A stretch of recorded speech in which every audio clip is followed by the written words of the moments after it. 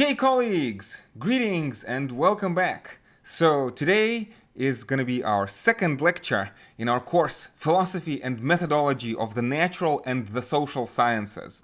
So today the nominal topic is going to be naturalism. Naturalism, again. We talked a bit about that last time, and as well as in the seminars. By the way, let me take this opportunity to thank everyone for wonderful contributions, both online and offline. The questions and the comments that people make are of extremely important significance for me. I deeply appreciate all the engagement that I'm getting. I feel that being a professional, philosopher, professional teacher, is such a wonderful job. Like every year I feel my thought progressing. Every year, hopefully, I have a chance to make my lecture slightly better. Let's see if I'm able to actually deliver on that promise. So this time I'm going to try to do something I usually don't do. I want to try to talk about three things at the same time. Usually I prefer lectures on just one topic, but this time I want to talk about three things. This is potentially dangerous, but I'll try my best. So the reason why I have this interesting format, strange format, talking about three things at the same time, is because I want to deliver on my promise on modularity of the course. So I want to give you a chance to specialize on the topics that you find more interesting. And so I want to, do this a bit of a shotgun blast, like a grape shot, right? Cover all the topics in the very beginning. And at the same time, this is kind of a preview of the entire naturalist project, the way I see it in general. So let me start somewhere, then we'll see how it goes. So again, to keep this simple, I want to say we have three angles on naturalism. So naturalism, again, which I use broadly speaking synonymously with mechanicism or materialism or reductionism or physicalism, right? So this is naturalism, a certain kind of understanding of what the scientific worldview is, right? So again, I want to talk about that in a bit more detail. And it's a very impressive picture, right? So we see this unfolding from Thales to Turing historically, this unified picture of the cosmos, from protons to presidents and from electrons to elections, and with a human place in the cosmos, which is quite disconcerting to a lot of people. Materialist account, completely reductionist account of the human beings is what we're trying to do. At the same time, a lot of people will jump in and immediately say, and they're right to do so, that human mind is limited, or maybe the methods of science are limited, and therefore there's deep reason for skepticism and fallibilism. And I want to acknowledge this important criticism because, again, see, my own personal ethics and ethics of a class in philosophy in general is not that I'm trying to indoctrinate you into a particular position, right? This is we are having a dialogue, we're having a free and equal discussion, hopefully, or we're trying at least, right? So I want to keep my biases up front. I am a naturalist and I'm quite passionate about my naturalism. And again, I want to use this course in order to advance my understanding of naturalism. But in general, the point is not indoctrination. Because again, if you think about this for 5 seconds, and John Stuart Mill talks about this very forcefully, that how can you claim to know or understand something before you have examined the best arguments on the other side? Science, or knowledge, or philosophy in general, appears to proceed through dialogue, right? So, you can think back to the ancient Greeks, you can think back to Socrates, again, this value of dialogue, or again, as Jürgen Habermas puts it, der zwanglosen Zwang des besseren Arguments. The only force that a free citizen recognizes is the peculiarly unforced force of the better argument. So if I want to advance my understanding of naturalism, again, I'm not a dogmatic naturalist. This isn't some kind of religious faith or conviction. So I look at the evidence and the balance of evidence. And I want to say I'm a skeptic first, naturalist second. So I realize that the evidence for naturalism is not knockdown evidence. But still, on balance, I think that the naturalist picture is very robust and is worth pursuing. And this is a choice practical choice that I make in my own life, and this is a choice that I recommend to everyone, to students. I'll talk about this in a second, because I feel that, you know, potentially there's an important moral mission in advancing naturalism. Maybe. Again, skeptic first, naturalist second, and this is an attitude I advise you to take. I recommend to everyone. Anyway, so we can tell this very ambitious story, again, from protons to presidents or from Thales to Turing, but at the same time, this story is not really built on solid foundation. It's not a knockdown. It's not a bulletproof story.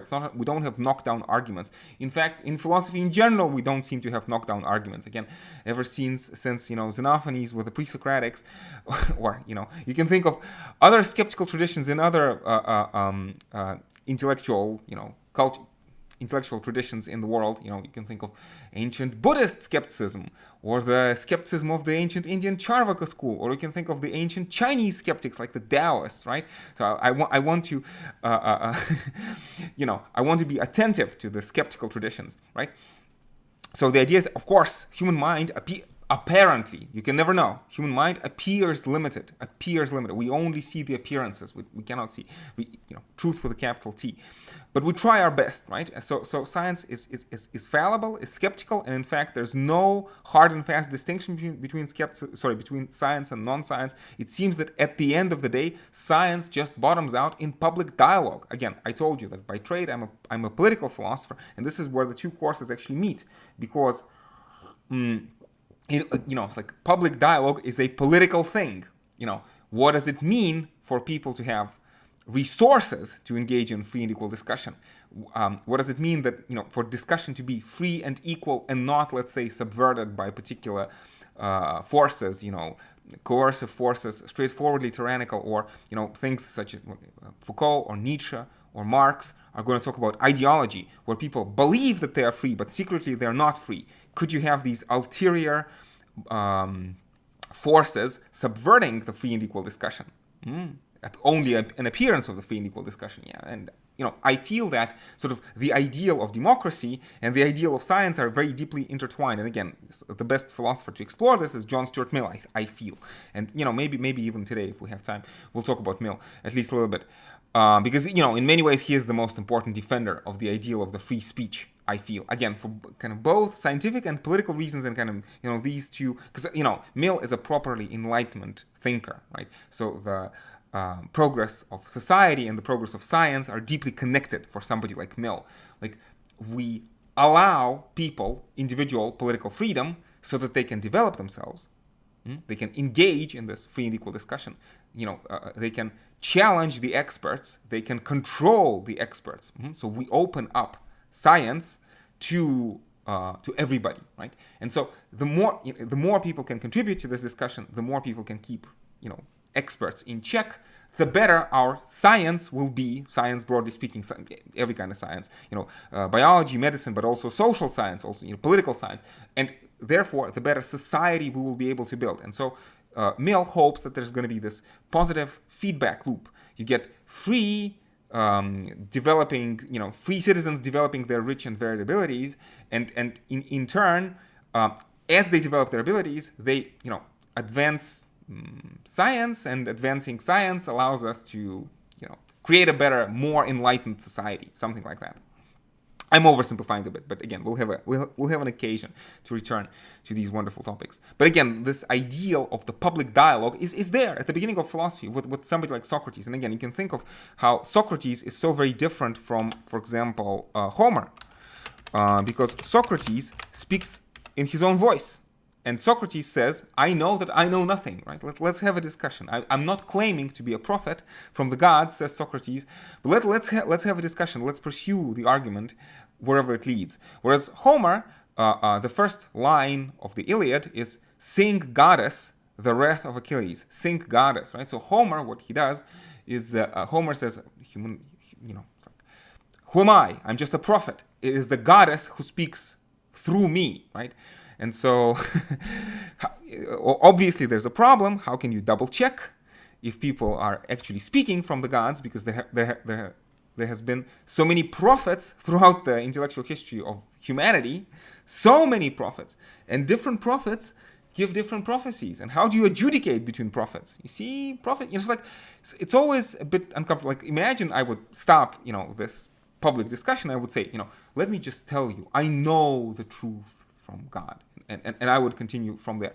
How would you double check if I'm telling the truth? It seems, again, you see this notion of public dialogue, construction, social construction, social agreement. We agree on what we consider to be true. We also, very importantly, I think down the line, a very important part of this project is we also have to agree on our values, like values. Part of the skeptical enterprise is also skepticism about religion. And skepticism about ethics. So again, in Friedrich Nietzsche, right, this idea of the God is dead, right? Skeptical, nuances, and I'm skipping over a lot of nuances. But ultimately, the idea is that we don't have access to truth with capital T, and we don't have access to values with a capital V. So we, through this public dialogue, which has important democratic underpinnings, have to construct certain small t truth, which is based on social consensus, and small v values, which are also based on social consensus. Because the alternative is simply unavailable. Again, it's kind of an erotic dream of philosophers. Imagine if the conscious principle of the universe, something like God. I'm thinking of the Neoplatonic one. Let's imagine that the Neoplatonic one, the ultimate principle of the universe, could just transmit truth directly into your consciousness, into your head, such that there's no possibility of misinterpretation, misunderstanding, no possibility of mistake. That would be nice. It sounds like a very wonderful fantasy, but it's just it doesn't appear to be the case. And again, I mentioned this last time, and we'll talk about skepticism a bit more. But even if you are convinced of something, you see, that's an interesting notion. A conviction is a very bad guide to the truth. So in fact, conviction is a bad guide to truth.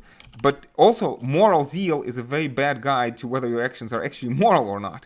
Conviction is not truth, and moral zeal does not necessarily signify the righteousness of your action. And I could give a million different examples, some of them more controversial, some of them less controversial. Let me try to think of an example which might be less controversial. Think of witch hunters during the Middle Ages. Think of people who, with great conviction, torture and kill innocent people, innocent individuals, right? And think that they're doing good God's work, right? So it's possible to be convinced that you are right and yet be completely wrong. And it's possible, as far as we can tell, looking at history. Again, I'm not claiming any kind of special authority. You can look up the sources yourself. So it's possible for people to be completely convinced and yet turn out to be completely, wrong. Conviction is a very bad guide to truth, and at the same time, moral zeal is a very bad guide to the morality of your action, and that's another problem. So we've had this discussion. I should be, I'm going to jump ahead a little bit. So, but let me jump ahead right now. So I want to say that the mechanistic worldview allows us better understanding of nature, not the best, not necessarily truth with capital T, but the best that we can do. As a matter of public dialogue, right? So the correct understanding of nature, like epistemically, but also very important, like existentially, and phenomenology. Well, let's say existentially, right? The mechanistic worldview allows us to understand ourselves better, and this is how you see Freud. Well, Freud with a question mark. Heidegger was not exactly a naturalist. I think that there's Heidegger, he's like, if Heidegger heard me give this course, I'm not sure he would agree with everything I say. Let me put it that way, right? So Heidegger is not exactly a naturalist, and Nietzsche definitely has a lot of skepticism, with respect to the pretensions of science of his day, right? But at the same time, I want to say that in general, that there's a certain basic compatibility. There's a certain basic compatibility between the kind of picture that Nietzsche is giving and the kind of picture that I'm giving, between the picture that Heidegger is giving and the picture that I'm giving. And basically, this compatibility, in some sense, is anti-Cartesian.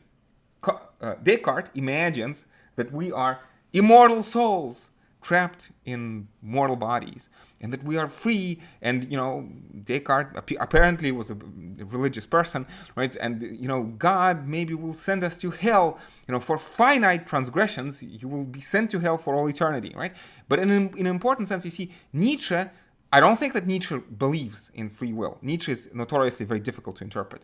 And also, I don't think that Heidegger, in quite this way, believes in free will. So both Nietzsche and Heidegger, and Freud, between Nietzsche and Heidegger, understand that the Cartesian picture is far too simple. That, human beings are, again, as Nietzsche says, it's like, this is a metaphor that Nietzsche invented before Freud, and Freud took this metaphor from Nietzsche. So I think it's in Über Wahrheit und Lüge in aus moralischen Sinne, on Truth and Lies in extramoral sense. Nietzsche talks about how our conscious self is like a rider on a tiger. The rider on a tiger may mistakenly, foolishly think that they are actually in control, whereas in fact, it is the tiger who steers the course. It is the tiger who steers the course, and the conscious self, in some important respect, is just going along for the ride, right? And I understand I'm talking about everything at the same time, but hopefully this will make slightly more sense. So anyway, I want to say mechanistic picture allows us to understand nature better, to understand ourselves better, and to I feel that, again, so many people in our culture are deeply unhappy because we have inherited this, these notions of sin and responsibility for things with which, we're thrown into this world, says Heidegger. We are born with these beliefs, values, and desires, right? And I feel that sort of understanding yourself as a mechanical system, Freud would say, is a hydraulic system, right? Understanding yourself this way allows you to stop hating yourself needlessly, to stop blaming yourself needlessly, and actually become a better individual, a happier individual, and actually a more productive individual at the end of the day. Although Foucault is obviously always going to warn us that, if something increases efficiency, that's always, it's like I said a moment ago, more productive individual. That's always a bit suspect. What am I doing in this course? Am I trying to make you happier, or am I trying to make you more productive? Because if I'm trying to make you more productive, there's always this lingering doubt that maybe what I'm doing is just indoctrination, in the service of efficiency for the sake of efficiency. Again, this is the malady. Again, apologies for talking about everything at the same time, but this is the concern, the worry that so many philosophers have about modernity. Sartre, Heidegger, Herbert Marcuse, right? Or Max Weber or Karl Marx will talk about this, how modernity is like this steam engine rolling ahead. You have this efficiency for the sake of efficiency.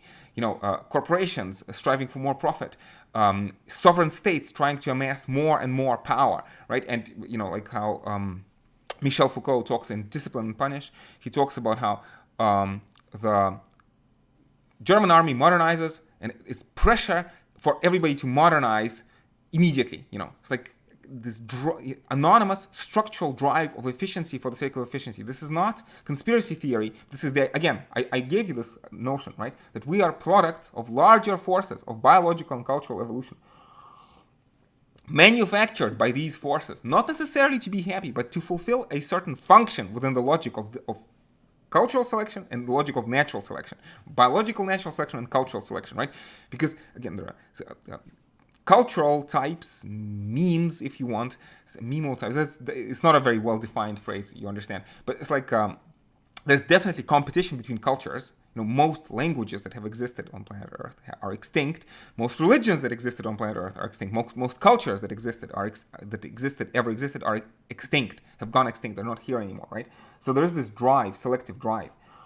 And in many ways, there's this danger at the very beginning that, again, these larger processes, like process of cultural competition between states, is subverting individuals or corporations. It's like what Marx calls the coercive laws of market competition subvert our individual projects for happiness or something like that. But at the same time, of course, if you think about it biologically speaking, our body in many ways is at war with itself. Again, cancer being one very unfortunate example. I don't mean to ruin anybody's mood, but that's one example. And cancer is perfectly natural. And in fact, unfortunately, my biologist friends tell me that if we live long enough, everybody, each and every one of us will get cancer, because cancer is deeply natural in this sense. It's just something that happens as a byproduct of cell divisions. Like every 9 billion divisions, I think, a mutation just occurs by the law of statistical law of large numbers, because the copying mechanism is imperfect, and because we have cosmic rays coming from the sky and bombarding us with radiation and all sorts of other things interfere with cell division. And so if we live long enough, we'll develop cancer through randomization, which is unfortunate. And again, on the teleological picture, the question is why do we get cancer? This is the problem of evil. Is do gods hate us? Do gods want us to suffer? On the mechanistic picture, that's just the way the world works. It's nobody's fault. Nobody's to blame. This is nobody's design. It's just what happens. Anyway, so I understand. Anyway, let me try to wrap up this thought. So I feel that mechanistic picture allows us to existentially understand ourselves better. Also, it allows us, therefore, to treat our immediate others better, like people like family, friends. When people have depression or psychosis or substance abuse, right? Like, not hate them, not blame them. Again, I feel that's always deeply, being judgmental is deeply counterproductive. I feel, right? But understanding human beings as bundles of coping mechanisms, right? And kind of there's a path out of this, right? And psychoanalysis is one path. Another path, which I feel is deeply compatible with psychoanalysis, is cognitive behavioral therapy. So much so that maybe I should even write this, add this to my list. So I'm sure I talked about this in my Q&A session, cognitive behavioral therapy. Now, again, cognitive behavioral therapy is mostly just a tool, and it can be used well, it can be used badly. Sometimes it can be used to cure people. Sometimes it can be used just simply to make people more productive and less stressed out, kind of manage the symptoms that we get, living in our late capitalist society. So I'm not saying that cognitive behavioral therapy is like a silver bullet, but I feel it's there's an interesting connection between cognitive behavioral therapy and, let's say, Freudian psychoanalysis. And again, what cognitive behavioral therapy does on many ways is, again, it allows you to see yourself as a bundle of coping mechanisms, as a bundle of mechanisms, right? And to try to rewire those mechanisms to become happier. So, I'm talking about too many things, but let me try to bring this back. So conviction doesn't necessarily mean truth. Zeal doesn't necessarily mean morality. So it's like, in many ways, a mechanistic project is doing battle against the age-old traditional values. It's subverting, traditional conservative worldview, sometimes, certain versions of religious worldview, although religions are different. Some religions are fine with this. I'm thinking of certain versions of Buddhism, for example. So let's a moment of mindfulness in the middle of the lecture. Buddha, by the way, would also be on board with this project of not blaming people and not hating people, and also of seeing people, this law of karma, right? This idea that human behavior is a result of mechanisms of which we're not really aware and not really in control. But the idea is that the mechanistic picture potentially could do a lot of damage. So like you have this notion, for example, that God is dead and therefore nothing is true and everything is permitted, and this could lead to a lot of problems down the line, right? So I think that this picture should be taken with great care, right? So the question is not simply to destroy the old values, because the question is always, what kind of new values are we going to get? So to this, I want to respond that politics is a science. And of course, we have this, again, the project of enlightenment, this idea that through understanding, and we'll talk about this later down the line, by understanding the laws of society, we can reshape society in a better fashion, especially to align, to harmonize the interests of the individuals and the interests of society, or maybe interests of humanity as a whole, to bring the two in line. So in this sense, again, politics as a science. But it's not a simple science. It's not a simple science. Again, Thomas Hobbes is one of the first proponents of this kind of new kind of scientific understanding of politics. But Hobbes doesn't say, it's like, I want to say, an analogy would be engineering. Like, imagine that you're trying to build a large and awesome building. It's doable, and it's not magical. You don't need to sacrifice virgins in order to get your building to stand upright. You need science, but it's not a simple science. It's a difficult science. And sometimes your buildings will fall down. And the larger your buildings become, the more difficult the calculations become. So it's like, what I'm driving at is that I feel that arriving at some measure of truth, scientific consensus, or arriving at some measure of political consensus about values is like building a big building. It's a difficult task, but it's also kind of a technical task. And it can be done. It's kind of it's a bit of a jumping ahead towards conclusions, but that's kind of the what I would respond to this idea that human, and it's a very valid concern to say that human beings are irrational, and if you tell them that there is no free will, maybe there is no free will, but if you tell people that there is no free will, they will start to behave badly, right? And I want to say, potentially that's a concern. But to me, the issue is that, as humanity, we are going through growing pains, and we need to develop, our institutions are full of, parochial mistakes, which we have inherited from the past, parochial prejudice, and also is full of, sort of these irrational cognitive errors and cognitive biases. Again, thinking of Daniel Kahneman behind my back, we know psychologists will tell us how people are irrational in so many ways. So it's a question of building better institutions. Again, this is the optimistic side of the Enlightenment project, and somebody like Foucault is always going to be cautious as to whether Enlightenment project is actually going to lead to a more enlightened, to a more civilized, more humane society, or is it just going to be a more efficient society? And again, it's a kind of a concern which Heidegger also had. I'm circling around. Anyway. So, So this was a bit of a broad, rambling introduction. Let me try to again talk about these three angles on naturalism. So the three angles which I wanted to give us. So kind of the first angle is again how do we get from protons to presidents and from Thales to Turing, right? And so the disconcerting conclusion of this first part is that we are transient foam. We are transient vortices of foam in the meaningless universe. There is no deep significance or meaning to anything that goes on here.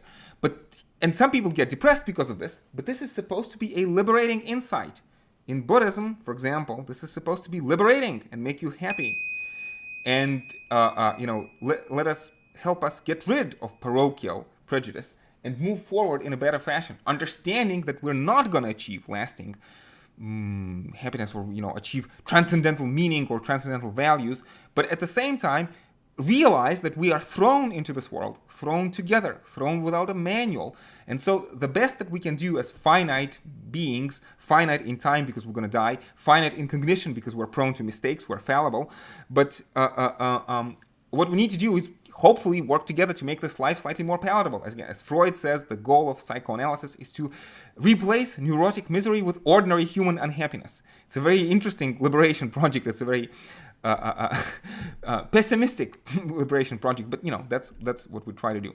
So the second issue I want to talk about today, and I hope I'm going to have time, is to talk about the foundationless edifice of science. So I feel that the edifice of science is very impressive, but also at the same time it doesn't have any kind of firm foundation. Again, I think Karl Popper has this analogy. He says, like, imagine you're building a building, but it doesn't have firm ground, but you're building it on a swamp, and you're driving piles down into the swamp, and they don't reach anything solid down there below. But at some point, the structure appears stable for the moment, and you say, good enough, and let's move on. But at the same time, sort of this third angle is that you see, and it's interesting because everything holds together actually. Because my primary reason for bringing Heidegger together into this picture is to argue against Descartes in favor of Darwin. Because I feel that if Heidegger is right, somebody asked this question, inside leading outside. Of course, you cannot, by closing your eyes, you cannot understand what you are. controversial position, of course, but according to modern science, you cannot understand what you are, what is a human being, simply by closing your eyes. You have to open your eyes, go out into the world, and do sciences, empirical investigation, physics, chemistry, biology, cognitive, neuroscience, evolutionary biology, evolutionary psychology, and this will allow you to understand what you are. So Heidegger, through his phenomenology, will not tell you the full story about human beings, but I feel that Heidegger's story is uniquely compatible with the story that evolutionary biology gives us. So in many ways, in some sense, if you want, I want to use Heidegger as introduction to Darwin. Heidegger as introduction to Darwin. So it's like, for Heidegger, I wake up in the morning and I find myself with certain beliefs, desires, dispositions, which I have not chosen. I am thrown into this world.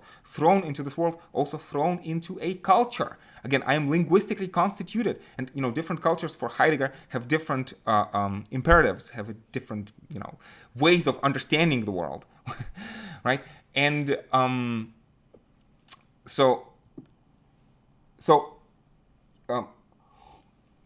naturally, what I'm driving at is that, again, for Heidegger, phenomenology, paying attention to your experience, inside leads outside. You see that again, you have desires which you have not chosen, language which you have not created. You have inherited a culture which you have not created yourself, right? So you are, to some extent, largely maybe, a product of these larger systems, forces. I don't think that Heidegger uses these exact words, but I think the basic idea is there. And so kind of, I think if you read Heidegger carefully, you're driven to ask, but where do my desires come from? And the answer that we have, right, is an evolutionary story. There's evolution, especially evolutionary psychology, that gives us interesting tentative hypotheses as to how all this has arisen, and through completely random chance, which is how evolution ultimately progresses. So anyway, I've been going on for quite some time. So these are again the questions that I meant for us to concentrate on. But I suppose let me proceed somewhere. Yeah. So here are my three angles. Let me talk a bit more about the first angle again. So we're talking about this transient foam in the meaningless universe. Again, I gave you so many times the picture from Sean Carroll, this increasing entropy, right? This picture, right? So it's like Mike Russell, who's a geochemist, I think he's geologist and chemist, hypothesizes that the purpose of life, not the purpose, but the cause, the reason why life exists, is to convert CO2 into CH4. For interesting quantum mechanical reasons, you cannot simply convert CO2 into CH4. You have to go through this a stage of temporarily decreasing entropy. Entropy, wants to increase according to the second law of thermodynamics, but entropy can locally decrease at the cost of increasing entropy much more in the end. And so you go through this bump on a hill. So it's like you understand. It's like, well, I mean, life is a random byproduct of the fact that you cannot convert CO2 into CH4 without temporarily locally decreasing entropy. Something like that, and this is why life exists. I mean, one potential hypothesis as to why life exists, and we could talk some more about the details of this picture. Anyway, so and again, we'll talk about randomness, I think, at some point. But again, for simplicity's sake, I always assume determinism. It's like when we talk about quantum mechanics, I always assume deterministic interpretations of quantum mechanics for reasons we'll get into. Again, it's like, should I talk about this now? Okay, let me say this one word about this, because some people have asked this. Right now, again, we don't have enough precision, or we don't have the best tools. Like this formula is incomplete. Like we don't have theory of quantum gravity, for example, right? So as the formula stands, there's definitely Heisenberg's uncertainty going on. I mean, it's empirically verified. But does Heisenberg's uncertainty point to a deeper randomness at the core of existence, or is it just a fluke of our observations? That's not clear. That's not settled. And in fact, all the experiments that we have been able to do are compatible with underlying determinism. So this is why you have interpretations of quantum mechanics. You can, if you want, interpret quantum mechanics in a random fashion, but to me, philosophically, methodologically, the question is, why would you? Why would you want to introduce this randomness? Because there's something miraculous about randomness, right? It feels to me more parsimonious to assume determinism, a deterministic interpretation like pilot wave or many worlds. But we'll have an occasion to discuss this down the line, because to some extent I feel that people misunderstand the word randomness and take quantum mechanics as an invitation to just run wild, and that's not what quantum mechanics is about. It's like Schrodinger's equation, as far as we can tell, is always obeyed. Again, within the limits of Heisenberg's uncertainty, but there are ways, methodological ways around that. So what I'm driving at is that our observations are consistent with the idea that the universe is simply deterministically, chaotically, and yet deterministically. Chaos and determinism are compatible. You can have deterministic chaos. Deterministically and chaotically evolving towards the state of maximum entropy, towards the heat death, right? And so I'm reminded of Nietzsche's eternal recurrence whenever we talk about this, again, this idea that we're not evolving towards some kind of a happy place, but like paradise, but we're evolving towards simply the state of maximum entropy, and all of our hopes, desires, aspirations, love, ambitions, etc. All of this is simply froth on the waves, accidental byproduct, unintentional byproduct of increasing entropy, right? And it's like this is why I'm tempted to talk about Heidegger immediately from the start, is because people have this idea that the universe was dark and suddenly there was consciousness and there was light, and consciousness sort of is this wonderful thing, and Descartes makes a lot of it and imagines this dualistic picture. But in fact, somebody like Heidegger is going to alert our attention to the fact that in fact consciousness to a very large extent is unconscious, right? And meaning is meaningless, right? Language speaks through me. Heidegger would say, being shines through me. I am just a vehicle. And there are interesting parallels between Heidegger and Buddhism and Heidegger and Taoism.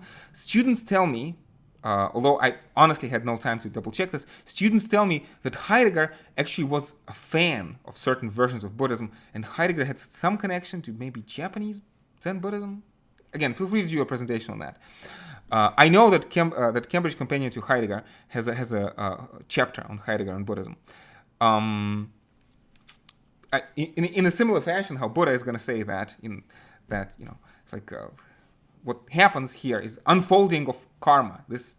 There is no conscious control, anatman. There is no immortal soul that drives all of this. So anyway, I'm not sure if this is very clear, but let me talk about something else, because I definitely plan to talk about this. Again, so we're talking about this mechanistic universe evolving towards heat death, and this is very disconcerting, right? Why do people find it disconcerting? Part of the reason we find it so disconcerting is historical reasons. So first of all, again, let me jump ahead and talk about evolutionary psychology. So the notion is that the way we understand living things, and as well as people today, is that we are products of evolution, and we are products of selection pressures during evolution, right? And so the name of the evolution game is reproduction, survival and reproduction, reproduction often being more important than survival, but also it's like if you think of genetic lineage, survival just means reproduction, and reproduction is a kind of survival of genetic lineage, survival into the future. And so what happens is, again, you're walking down in the forest and you hear a certain sound. Maybe it's a rock that is cracking due to thermal expansion, right? But there's evolutionary value in assuming that it was an agent. So you have a very robust agent detection mechanism. So the idea is that maybe for evolutionary reasons, all explanations initially are teleological explanations in terms of purposes. That whenever living things explain nature around them, they assume that things are alive. And again, the original explanations that we know of historically were teleological, right? So the religious pictures, like the world exists because it was created. It's raining because the god of rain wants it to rain. Or there's this wonderful story that I keep telling over and over and over again about why seasons change for the ancient Greeks, right? So Demeter has a daughter, Persephone, who was sort of half stolen by Hades. And so there's this arrangement between Hades and Demeter that half the year Persephone spends in the underworld with Hades. And so Demeter is sad, and we have winter. The nature withers away, and Demeter is the goddess of nature, right? And then Persephone comes back to Demeter from Hades for half the year. And so you have spring, and everything is blooming and blossoming, right? So this is characteristically a teleological explanation. And there's regularity, but this regularity is due to arbitrary will of the gods who have agreed to have this convention that Hades is going to give Persephone back to Demeter, and that's why seasons change, right? But kind of the mechanistic picture, in some sense, begins to emerge with somebody like Thales. And again, it's like Thales is obviously not the first person to invent this, so we're using Thales as a shorthand, right? So Thales can, very famously predicted an eclipse. How accurately he was able to predict an eclipse, it's a separate interesting story. And of course, Thales is probably taking his cue from Babylonian astronomers. So Thales is not the first person, but kind of the first robust name that people usually associate with. I mean, when Hawking, in his book, The Grand Design, when Hawking talks about the beginning of science, Hawking calls Thales the first scientist in the world. Is that true? Probably not, but as a nice fable, it works. So again, notice Thales is going to say an eclipse. On the teleological picture, the idea would be that the eclipse happens because gods are really, really mad at humanity. Somebody has done a horrible transgression, such that gods have blotted out the sun. And Thales says, no. The eclipse can be predicted with mathematical regularity. In fact, I think, although I'm not an expert on ancient astronomy, but I think that Thales were able to understand that it's actually the motion of the moon. It is the moon blocking the sun, and that's why there's an eclipse, right? I think they understood this at least well enough. There's this wonderful ancient engine, probably the most ancient computer in existence, called Antikythera mechanism. You can look this up. It was used for astronomical calculations. So I think the ancients understood the motions of celestial sphere well enough. It's much later than Thales, but you understand. I'm oversimplifying. But anyway, so the teleological picture. So the idea is that, first of all, this is a picture which is in some sense, it's a primary picture. We are evolutionarily pre-programmed to be agent detectors. So there is an evolutionary pressure for detecting agents. So notice what I'm driving at, what I'm saying is that the teleological picture, the purposeful picture, is an illusion, and I can give you a mechanistic explanation as to why we have this illusion. Because we have evolved, for evolutionary reasons, this, agent detection mechanism. But also, in addition to this, the ancient teleological picture has this connotation for me very strongly of wishful thinking. Because on the teleological picture, everything in this world has a purpose. Everything in this world has a goal. Again, Leibniz, I feel, I'm not an expert on Leibniz, but my superficial reading of Leibniz is that Leibniz is deeply disconcerted by the new science of people like Galileo. So Leibniz wants to reintroduce this idea that this world is the best of all possible worlds, right? Reintroduce teleology, because like Leibniz in the sense is a neo-Aristotelian trying to reinterpret Galileo in a teleological fashion. And again, it's like I don't have a knocked down argument against Leibniz, but to me I feel that this is a bit of a wishful, it's motivated primarily by wishful thinking, that it is more comfortable to live in a universe where everything that happens for a reason, for a cause. Again, if your loved one dies, it happens for a deep reason and they will be redeemed, or maybe this happens because they have committed some transgression, right? So it's like a meaning and a purpose. And we are evolutionarily pre-programmed to think that, and also it's pleasant to think that because it makes the world our home. So I have teleological on the left, right here. And mechanistic picture is again, it emerges later down the line, and it's a very bleak picture, and it takes a certain leap of abstraction to say that no, it's just a mathematical regularity. It is a blind abstract principle that governs the world. Okay. And so, I mean, ultimately, if you want, if you want to go step by step, I'm sure I've had this somewhere, kind of the long view of the scientific revolution from Thales to Copernicus, very importantly, Newton. Yes. Yeah. So from Thales to Copernicus, Galileo, Newton, Laplace, right, to Darwin and to Turing. Because again, Thales just talks about being able to predict celestial motions, right? Copernicus, Galileo, but very importantly, Newton, right, unify the entire picture. They say, no, it's not just laws of celestial motion, but all matter obeys the same laws. And in fact, so Newton, this is the beauty of Newtonian picture, right? This idea that the same law, F is equal to m1 multiplied by m2 divided by r squared multiplied by the constant g, right? That this law applies to cannons shooting out of cannonballs and also applies to the motion of the moon vis-a-vis the Earth, right?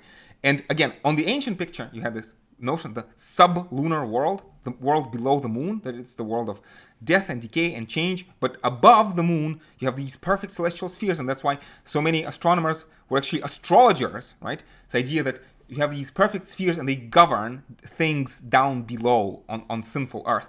And what Newton does is no, it's like the moon affects me, but I affect the moon. Again, I sit here and I wave around, and you can ask me, somebody comes in the room and says, Alex, what the hell are you doing? And I'm saying, I'm affecting the motion of the moon. A little bit, just a tiny little bit, but I am, right? So the moon affects me, I affect the moon. The moon is more massive than me, but it's not better in any sense, right? So this idea of hierarchy, and this hierarchy breaks down with Copernicus, Galileo, Newton, and then Laplace down the line, right? But there's still hope, right? And so Kant, for example, very famously says, there will never be a Newton for a blade of grass. So the hope is that life is not just, mechanistic processes, right?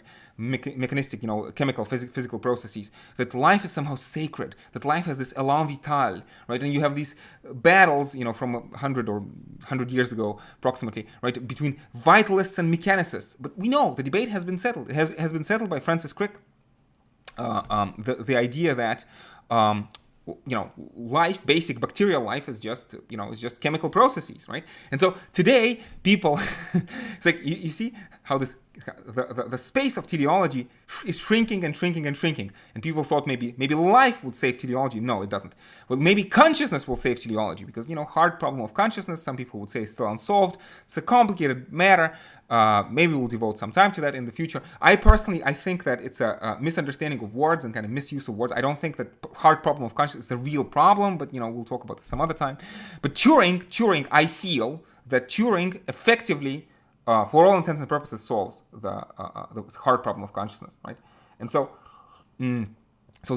Darwin and Francis Crick and discoverers of the DNA, right, and Rosalind Franklin and other wonderful people, show how basic building blocks of life, like cells, are simply chemical engines, and Turing, in some preliminary fashion, shows that consciousness is simply computation.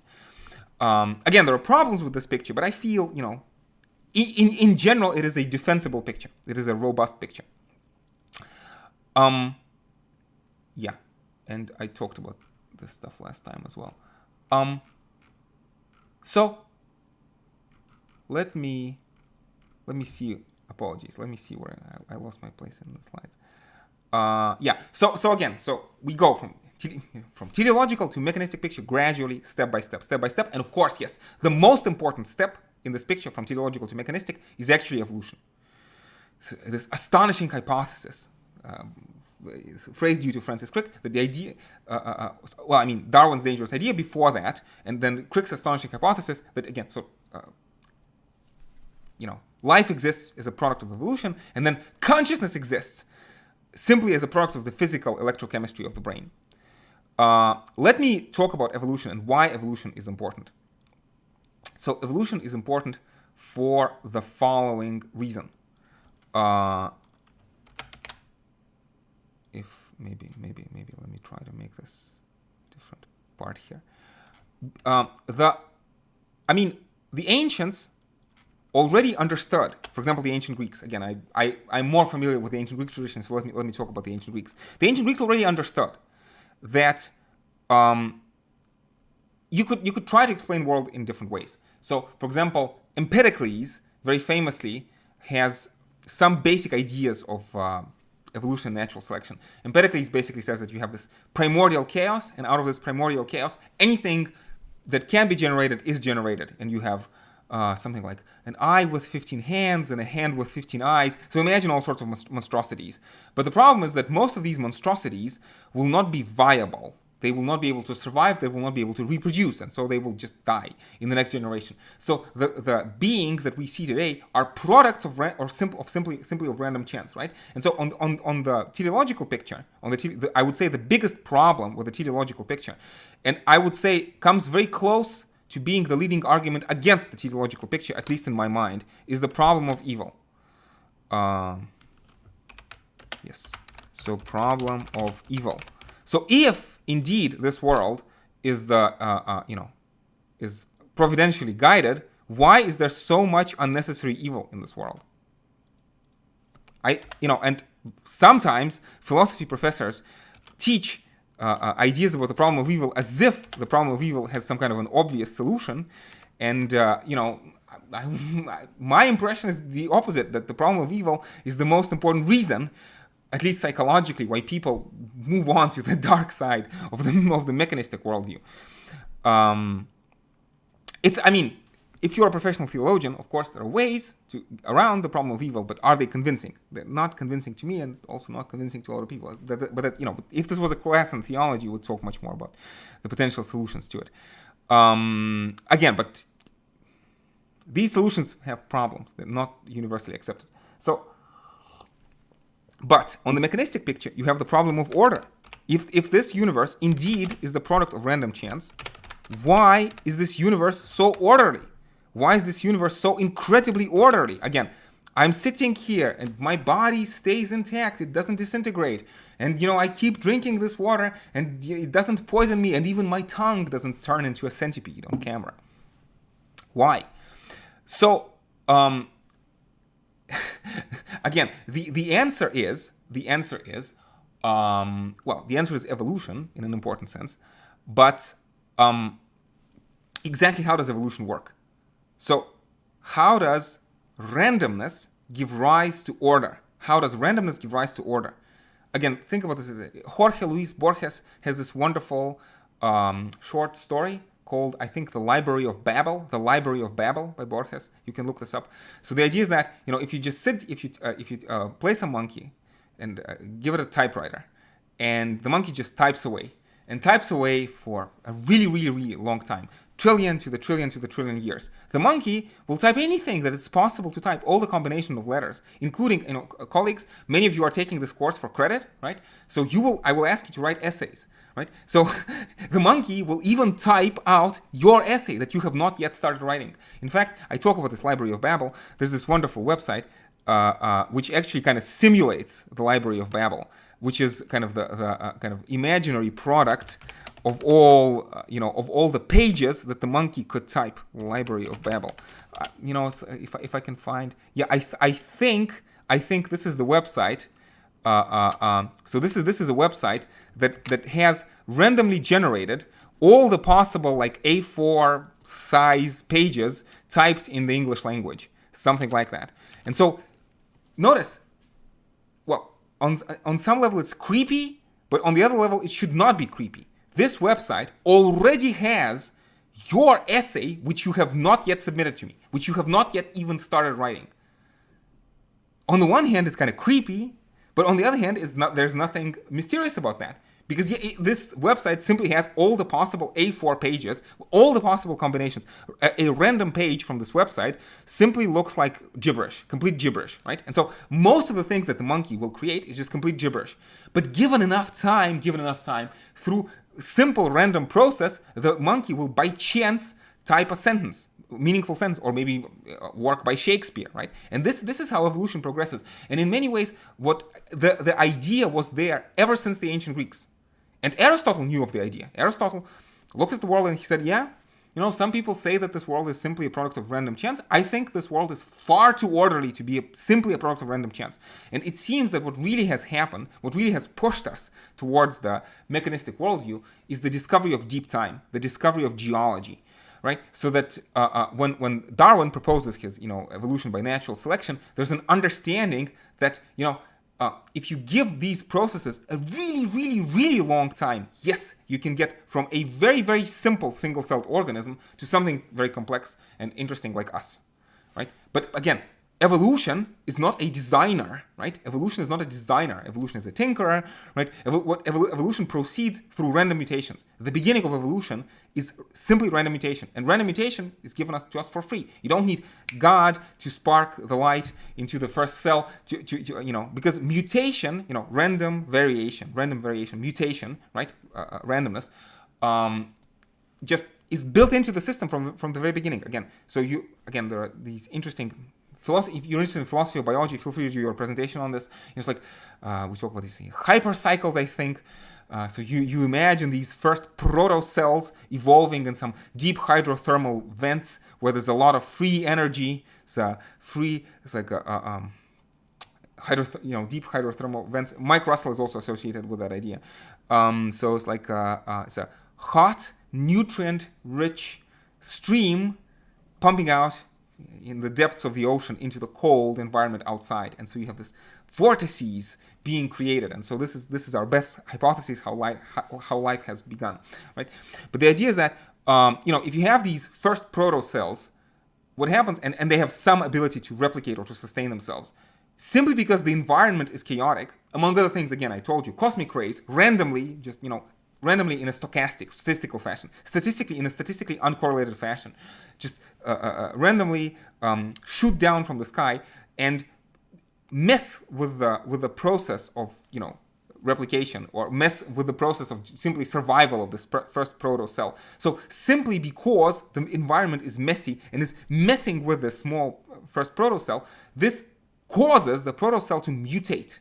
So mutation is built in there for free. And so what happens then is that all of this wonderful stuff is ultimately generated through mutation. Now you could say, of course, then later down the line, the organisms develop certain mechanisms for creating additional variation. So this is, as far as I can understand, this is why sexual reproduction exists, because it allows you to shuffle the deck. So, but the idea is that sexual reproduction itself first evolves through random mutation. Right? So ultimately, it's all random mutation down the line, and kind of that's the basic idea. And you could say it's disconcerting, maybe, but that's the picture. Now I wanted to talk about three angles. So my Heideggerian angle. So when we talk about philosophers such as Freud and Heidegger, the reason I want to bring them into the fold, the reason I want to appeal to them, is because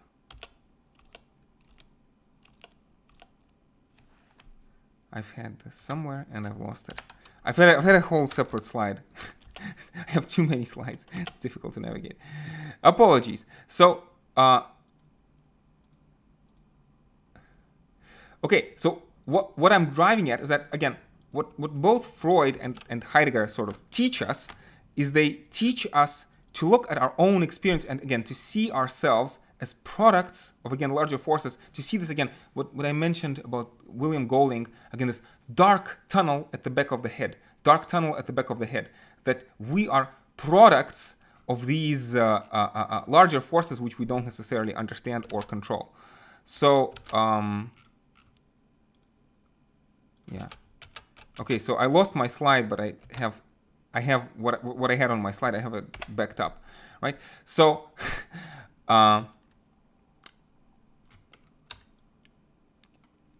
anyway, So Freud and Heidegger both insist that humans are essentially products, again, of larger forces or systems. And we're doing this in order to prepare our way for understanding Darwin, right? So the evolutionary doctrine radically alters the prevailing conceptions of mankind. So, yeah, so we don't, like, within the mechanistic picture, we don't see human beings as these rational, free, immortal souls trapped in material bodies, but we see human beings as parts of natural order, different from non-human animals only in degree of structural complexity. And so both Freud and Heidegger, paying very close attention to what goes on in our mind, I would say continuing the meditative enterprises of wonderful philosophers such as the Buddha, right? That, you know, Freud and Heidegger are going to tell us that the characteristic human activity is most of the time not guided by conscious choice and not even accompanied by aware states of mind. So most of the things that my body does, I do not understand and I do not control, like my digestion, for example. But also, you know, as I'm speaking, as I'm talking, so many things that I do with my hands, for example, this is just, you know, automatic. Like, or when in these wonderful COVID times, I have to give this lecture from home, but usually I'd be rushing towards the university, and as I go towards the university, I'm thinking about the lecture, and so most of the things that my body does, you know, walking, looking at traffic, you know, navigating through the city, opening doors, is just completely unconscious and transparent. I don't think about any of this.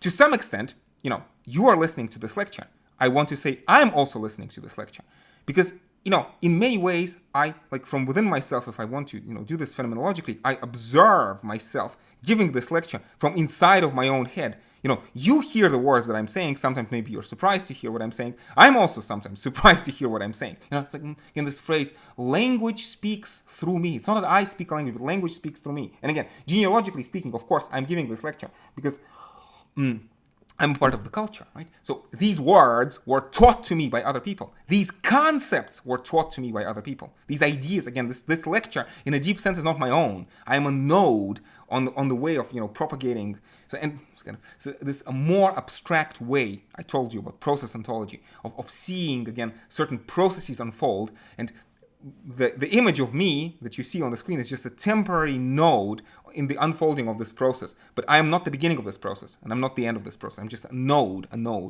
on this point. Anyway, and so again, we you know, even when we do act consciously, both Freud and Heidegger would say that what we do is not some kind of radically free choice, but we do, Heidegger would say, what one does, the they, das Man. You know, our culture tells us how to live, right? And so the point is that apparently we have very little real latitude. Again, you go into a store and you try to make a choice, but you make the choice on the basis of things that you do not choose, right? So you have beliefs, values, desires, and in an important sense, they are given to you by your culture and by your biology, and you can maybe work on your desires or change your beliefs, but you change your beliefs based on your other beliefs, values, desires, right? And you can change your values or desires. Let's say you can train yourself. Let's imagine you hate coffee, but you can train yourself to love coffee, right? So if you have a desire somehow, for whichever reason, to learn to love coffee, you can do that.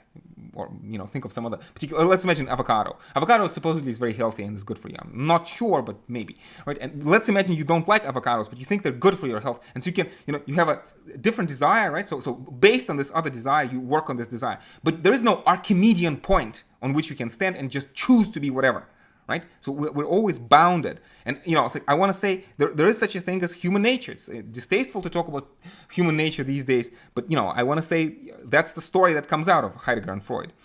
And so it's like these doctrines taken together, you know, Freud and Heidegger, seem to reduce human agent to some sort of zombie, somebody whose mode of being is simply to respond to pressures from the outside in a pre-programmed, unreflective way.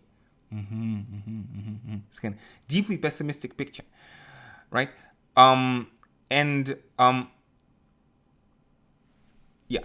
more to be said about this. But again, it's like the reason I bring this up, well, many reasons, but one reason I bring this up, let me just reiterate, is that again, there's the temptation to think of ourselves as immortal souls, completely free. But I feel that Freud and Heidegger, and I should promise, I hope that we're going to get a whole separate lecture, maybe even a separate lecture on Freud and a separate lecture on Heidegger. No, I mean, my schedule is a bit crazy these days, but this is not the last time. I want to do a proper second pass on these ideas, but certainly, these are excellent presentation and essay topics if you want to pursue that.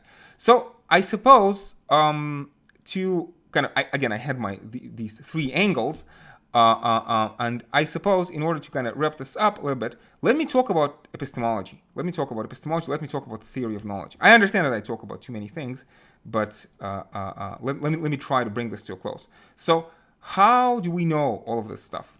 And what is the reason to trust, so to speak, any of this? And so this is such a mess. My presentation is a horrible mess. So first of all, I think it's very important to understand science, according to our textbooks of science, okay, according to science's own self-description, science does not deal in truth. Science is not about truth. Science is about giving a certain kind of fallible story based on limited evidence. So scientists themselves, if they understand what they're doing, do not claim to know truth with capital T. And it seems to be, in general, the nature of human predicament. Again, goes back to Socrates. This understanding that human mind is limited. And there's several, again, it's like this epistemology deserves a whole separate lecture. In fact, maybe a couple, and we'll see if I manage to do them. But let me give you a preview of what epistemology is about. So I guess the first interesting way into epistemology is to think of Descartes. And again, I'm talking against Descartes. Descartes is the enemy in this course, but he's also occasionally a friend. This is where Descartes is our friend. So what Descartes says is that imagine that, well, he goes through stages. He says, okay, I'm giving this lecture right now. How do I know? Can I be sure that I'm giving this lecture right now? Descartes says, sometimes, Alex, isn't that the case that you were dreaming, you were asleep, and you saw yourself giving a lecture in your dream? This has happened to me so many times. Usually something horrible happens. Like I forget what to say next, or maybe you understand. Fill in the blanks. But this is a dream actually I'm having very often. How do I know that right now I'm not dreaming? It feels to me that this is real. But you know what? When I dream of giving a lecture, it also feels very real, right? But then Descartes continues on, and he says there are actually some people who are mad and who believe, apparently, that their body, let's say, is made of glass, or who believe some other strange and crazy thing. How can I know that I am not dreaming? How can I know that I'm not mad? Then Descartes says, let's imagine there's an evil demon who can mess with my brain big time. And for example, when I try to calculate do some simple calculation, like count some objects, some props. So I get 2 plus 2 is equal to 4. I get 2 and 2. And in fact, secretly, 2 plus 2 is 5. But the evil demon is messing with my head, and I miscalculate every time I do that. Is that a possibility? So you see, this is supposed to get us into a very skeptical mood, because it seems that it's really quite impossible to get out of these conundrums. Today we would say, like, imagine, or you probably have seen the movie The Matrix. Students tell me that it's been in the news recently. Anyway, so maybe, again, because if we believe that our brain is just an electrochemical engine, then it probably is possible to mess with your brain and make you do mistakes, even logical mistakes, even mathematical mistakes. So nothing is certain, right? And again, very important question, because religion always comes up, and there's this uneasy relationship between religion and philosophy.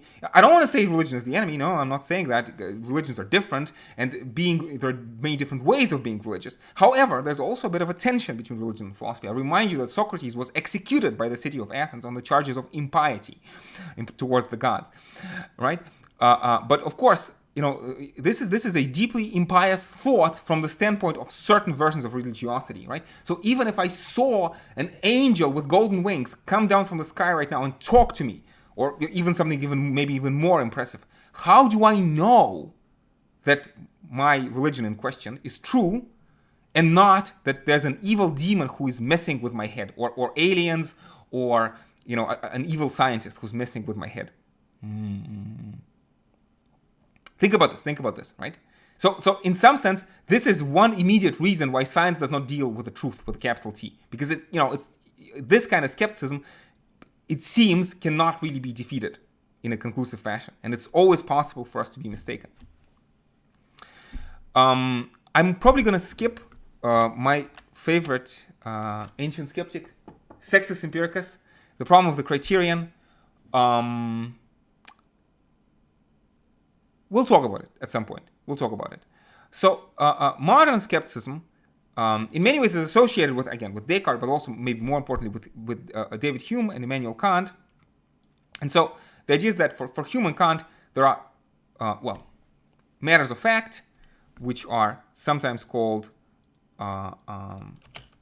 synthetic statements, and synthetic statements, or if they are true, synthetic truths, and relations of ideas, which are supposed to be analytic. So analytic, like presumably statements, the truth of which you can know simply by analyzing the words in the sentences.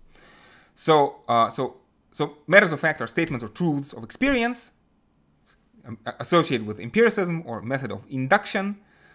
And again, they're contingent, yes, they're synthetic. So an example of a false synthetic statement is all triangles are blue. It's not true. It's not true.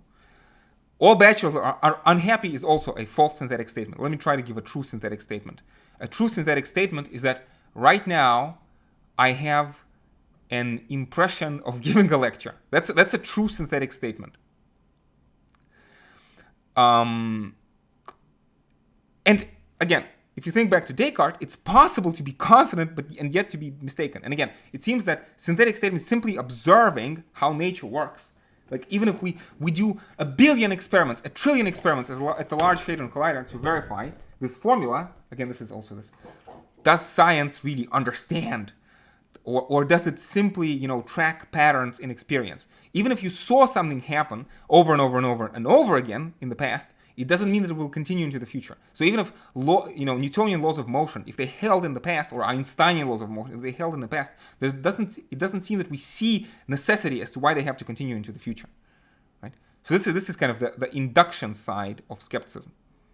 So science relies on induction, but induction is fallible. It's possible that in the past there's a certain regularity, but the future, like the fact that in the past future has resembled the past, does not guarantee that in the future will resemble the past. It's possible, again, says Jean-Paul Sartre, that my tongue will turn into a caterpillar in the next moment. Again, this is a complicated topic, deserves its own separate lecture. I'm just trying to give, again, as I promised, a shotgun shell, a rundown of all the major ideas in the first, in the beginning of the course. Likewise, so sometimes people are going to say, okay, physics is fallible, mathematics is fallible, but surely logic, math, or geometry are infallible. These are supposed to be truths of reason, rationalism, arrived at through deduction. They're supposed to be necessary, like all triangles are triangles, or all triangles have 3 sides. This necessarily has to be true. But we have problems, right? So one problem is Girdles' incompleteness theorem, that in fact, you cannot derive arithmetic from logic. I'm not going to even try to explain this in the tiny amount of time that I have allowed myself, but this is an excellent presentation topic. Maybe we'll come back to it. But Gödel has rigorously proven logically that you cannot derive arithmetic from logic. Strictly speaking, what he says is that in any kind of arithmetical system, you will need to have propositions which are true and yet cannot be proven. So you simply have to take them on faith as axioms. And therefore, you can never guarantee that your system is right. That's an interesting statement. Another possibility, and David Hume actually talks about this, that it's possible to be confident yet mistaken, especially if, sometimes you do a calculation in your head, like multiply 24 times 57. So, and it's possible for you to be confident that you have multiplied correctly and yet be mistaken. So, and how do you, and David Hume actually introduces this idea. He says that if you try to ascertain your credibility, your uncertainty only grows. So, I do a simple calculation. I multiply 24 by 57, and then I ask myself, should I trust my mind? And I try to remember all the times in the past I've done these calculations, but then maybe when I'm remembering the past, I'm also making a mistake. So I'm introducing uncertainty into my account of uncertainty. And so my uncertainty grows with every step. So I'm trying to sort of assess the reliability of my, assess the reliability of my assessment of my reliability of my mind. So I can also then assess the reliability of the assessment of my reliability of my assessment of my mind. So assess the reliability of the reliability of the reliability. You understand? Infinite regress, and every step, the uncertainty increases a little bit. This is another issue. Problem of the criterion is following rules according to rules has this. Wittgenstein has something similar, but I don't want to talk about everything at the same time. There's another topic which I want to introduce. I understand this is getting out of hand, but this is another topic I want to introduce, and this is a topic of active character of perception. Because again, if we pay attention very closely to our cognition, we will realize that in fact, again, we always see the world through a certain kind of lens, through a certain kind of perspective. So I'm looking at something. I'm looking at this pencil, for example, and it appears yellow to me. But, my biologist friends tell me that different animals have different color perceptions, and frogs see different colors, or, for example, cats and dogs see different colors. So who's right, right? So categories of perception, conditions of possible experience, grasping the world is an active process. The simplest way I know of explaining this is that David Hume and Immanuel Kant show to us how perception, to some extent, is imagination. Perception, to some extent, is imagination. I see the world in 3 spatial dimensions. I perceive certain flow of time. I see certain colors. Because my mind is a certain way, is structured a certain way. If you want, again, if we believe the neuroscientific story, I see certain colors and not others because my visual apparatus is wired in a certain way. Like I cannot see infrared or ultraviolet, for example, and neither can you. But frogs, my biologist friends tell me, can see infrared. So again, active mechanisms of perception. And this is an interesting idea in all sorts of ways. Later down the line, we'll talk about theory-latedness of the observation and those social construction of reality. But kind of, there's this picture, and I want to return back to this picture at some later point. But again, this idea that you can have general metaphysical conditions of any possible experience. And this is what Kant is trying to capture, probably not very successfully. But then you can talk about how there are conditions of possible experience which are due to our human nature. So conditions of possible experience for, let's say, statistically normal Homo sapiens, right? For example, that I cannot see ultraviolet and cannot see infrared. But then, sort of, what I have above the dotted line, this is probably due to physiology and biology, but below the dotted line, this is how your culture influences your perception. So the fact that you can understand words of English language means that you have a different experience of this lecture from somebody who cannot understand English. So conditions of possible experience. And even, different people have different individual biography. So, our perceptions presumably are slightly different because of the quirks of our individual biography, right? And this is epistemological, but it is also political. So, Foucault will continue Kant's project, right? So, Kant talks about, again, active mechanisms of perception, conditions of experience, and Foucault is going to talk about historically determined conditions of experience. In a culture, you can see somebody, perceive them as a witch or a saint. Most people today don't believe in witches and saints. Maybe, but we still believe in policemen, or we believe that some people are insane, right? So it's social construction of reality. And you understand, seeing people as insane has political consequences. So there's room for potential political dialogue, debate, reform there. Again, I'm not explaining this very well. I'm just this is a preview of one topic that I want to cover.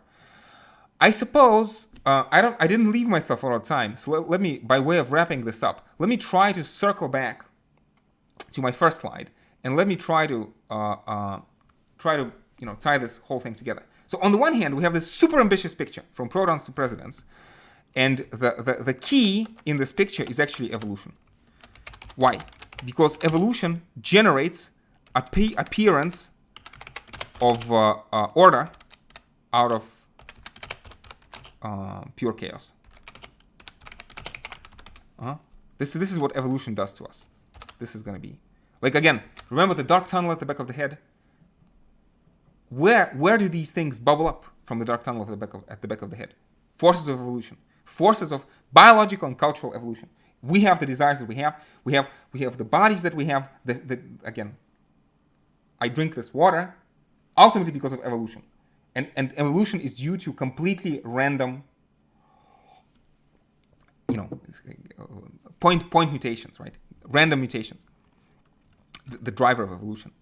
So the second thing I try to talk about is, again, we have this skepticism. And skepticism is important. It's important to understand that science is limited. But at the same time, I want to say that science is very robust. And this is my other way to bring Heidegger into the picture.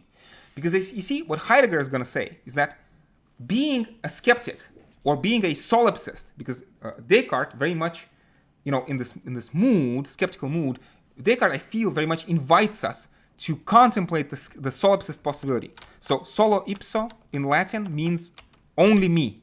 This idea that only I exist. And the whole world is just a figment of my imagination. Especially, if you think about this evil demon. But you see, what Heidegger is going to respond to that is, being a skeptic is a kind of a thing that culture teaches you to do. That before you were a skeptic, you were a small child taken care of by your parents. Now notice, in an important sense, it's not a knockdown argument against skepticism, but it is something like a quasi-pragmatic, quasi-performative, pragmatic, or maybe performative argument against skepticism. And Ludwig Wittgenstein, who's a wonderful philosopher, whom ideally, if we had time, we'd devote a whole separate lecture to. We'll see how it goes. Wittgenstein has sort of a similar idea. So like pragmatic, performative solution to the problem of skepticism. So it's like, ultimately, I want to say that in principle, if we were willing to be completely skeptical, there's no way you can get out of skeptical doubts. But the problem is that, again, as David Hume says, nature is too strong for principle. We are driven beings. We find ourselves, and we find ourselves with desires. Again, imagine you wake up in the morning and you're feeling super skeptical. But then you really, really, really want to take a glass of water. You want to take a sip of water. And it's difficult. It's a difficult thing to resist taking a sip of water. We are driven beings. And so, again, it's like we will accept science not for logical reasons, but for pathological reasons. Because we got to get on with our lives. It's like, think about vaccination. Are vaccines safe? Well, if you're willing to be like super skeptical, who knows? And how long do you have to wait before you can guarantee with enough certainty that the vaccine is not going to kill you, right? How long? Like in principle, you could always say, it's like, think about, get into this skeptical Humean mood. Maybe the vaccine has worked for all of you, but for me, for some strange quirk, it will not work and I will die, right? Like in principle, if you had all the time in the world, you could just sit there and contemplate the possibility. But the problem is that we have things to do. We are driven beings. We're driven. We have drives, beliefs, values, desires, but especially values and desires. We want to do things. We want to be glorified. We want to be esteemed by our peers. We want to, again, drink water and eat food and, other wonderful things of life, right? So since you have to get on with your life, at some point you have to accept subpar evidence. And you're gonna say, it's like, I cannot guarantee 100%, but I'm going to act because in some sense, my body takes over. It's not a conscious choice. Descartes is wrong in this sense. Descartes is wrong. Let me get my Descartes, right? Descartes, my body takes over and makes me take a glass of water, even though I cannot prove that the glass of water will not kill me. So you can be as skeptical as you want, but somebody comes and slaps you in the face and you cannot help getting angry. You get angry, you get upset or something like that, maybe a bit afraid. It's like, again, I gave this example in the last lecture. Why is it that you get angry and not, for example, develop a desire for cold soup? The answer is evolution. And again, notice, Heidegger will not tell you that the answer is evolution, but Heidegger is going to alert your attention to this interesting fact that you get angry and not thirsty when somebody strikes you on the cheek. You get angry and not thirsty. And the question is, why? Why has anger bubbled up from the tunnel at the back of the head and not thirst? And the answer is presumably evolution. Although Heidegger cannot demonstrate this phenomenologically, you cannot do this, by closing your eyes and rolling your eyes inward, right, and seeing evolution at work. But what I'm trying to say is that there's basic compatibility between Heideggerian picture and evolutionary picture. Okay, I've been going on for quite some time. This lecture was slightly more disorganized than I planned. I sincerely hope that you were nevertheless able to understand what I was driving at. We're going to do two things. First of all, definitely I'm going to do a Q&A, and I'm going to try to maybe go over some issues step by step and try to be clearer. And the other thing definitely that we're going to do is to some of these topics we're going to cover in more detail in future lectures. In fact, some lectures already are up there. So for example, if you want to hear me talk about empiricism or epistemology, right, theory of knowledge, especially positivism, falsificationism, and Theorem, the lecture from last year is already up. It's in the playlist. So if you're interested in this stuff, feel free to watch ahead. Anyway, colleagues, thank you so very much for your attention and for your company. If you have any other questions, we'll do Q&A probably through Microsoft Teams. Otherwise, some people are saying hi in the chat. Andrei, yes, Andrei, greetings. So Andrei is a student, philosophy of science from 2 or 3 years ago, I think. Very pleasant memories, yeah. Nikolai also turns up in the chat. And Nikolai has been asking some very interesting, very important questions that I need to try to, sit down and answer carefully. I'll do them in the Q&A. Yeah. Another user with the name SASRIS appreciates the lives. Thank you. So anyway, since this is supposed to be an official lecture, I'm gonna end this thing now, partly because it's actually getting quite late at my place. So anyway, as always, I hope this was stimulating. I'm definitely looking forward to your questions. And until next time, stay safe and take care.